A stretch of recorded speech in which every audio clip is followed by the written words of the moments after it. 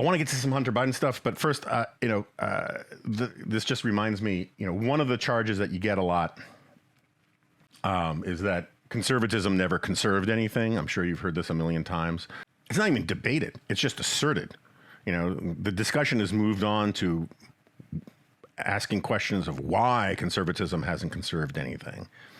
And first of all, I think that's garbage. I don't think it's true. I think it's ahistorical nonsense. It's a very useful framing for people who want to overthrow, or who overthrew the old establishment. And so I get it as a political sort of talking point and weapon.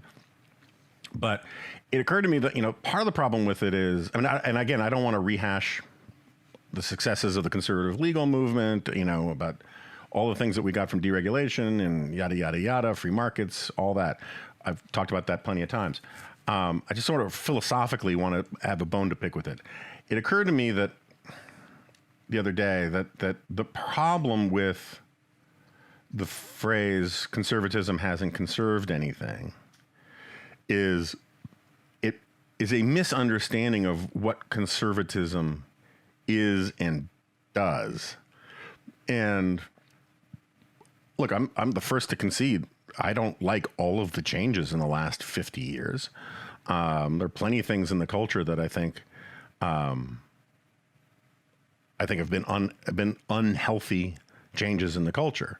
And there are perfectly serviceable and defensible arguments about changes in the economy that haven't been all to the good. That's all fine. Debates for another day.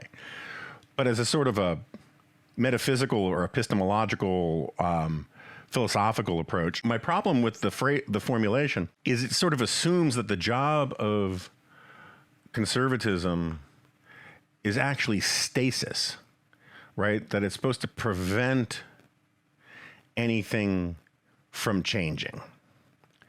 And that's never really been part of conservatism rightly understood, or conservatism in the sort of Anglo-American tradition. It's not even really part of the word conserve. I mean, think about other contexts where you conserve things.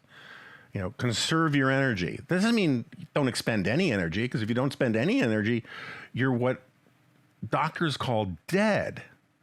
Conserve your gas doesn't mean don't burn any gas. It just means conserve your gas. Don't be profligate. Conserve your money doesn't mean don't spend any money. If you're in the if your plane goes down in the Andes and you have to make your food last, you say conserve your food.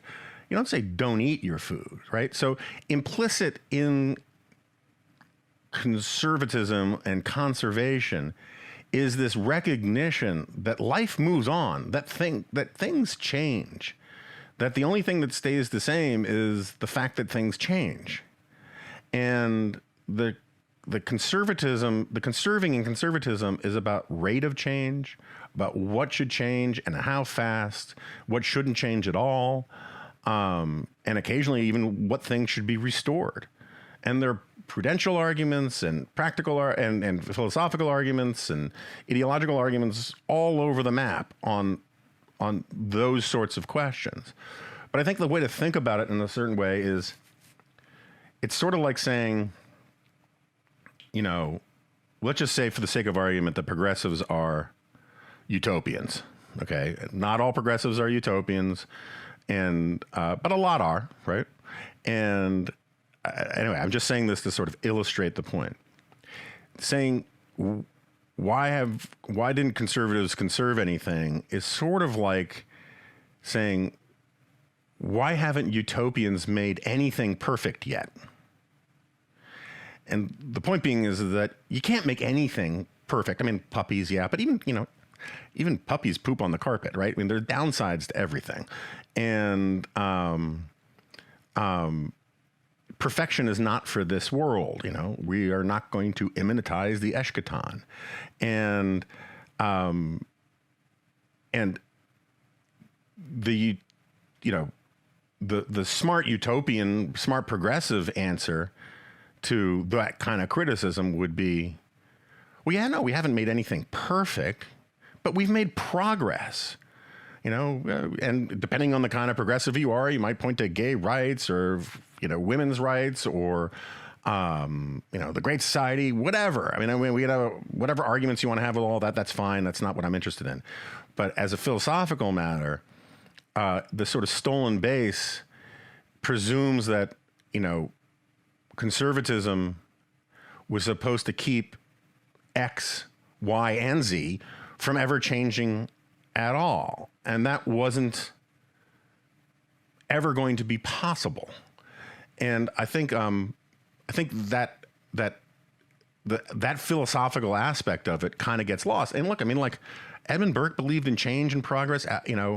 Even Russell Kirk believed in change and progress. It's just who's the guy?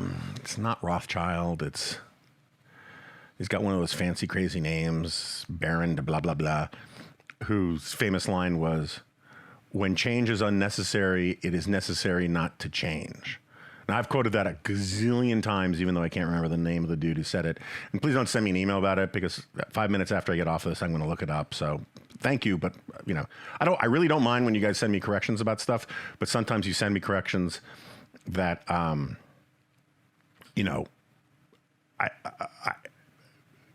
I can Google it too. I'm just forgetting right now. Sorry, I didn't mean for snarkiness to come back into this. Anyway, I've quoted that a million times. I generally agree with its logic, both in, there's a lot of philosophical conservatism that I don't think necessarily has to apply to your personal life or how you live your life. And there's a lot that is, but that's one that I think applies in all sorts of realms of life, not just in sort of politics. And remember, as Michael Oakeshott argued, you can be a radical in every other part of your life and still be a political conservative. And I would argue that people who are radicals in many parts of their lives should be politically conservative, at least small c conservative, about some fundamental things, right? Like preserving the Bill of Rights, preserving the extended order of liberty is something that we should, conserve and preserve,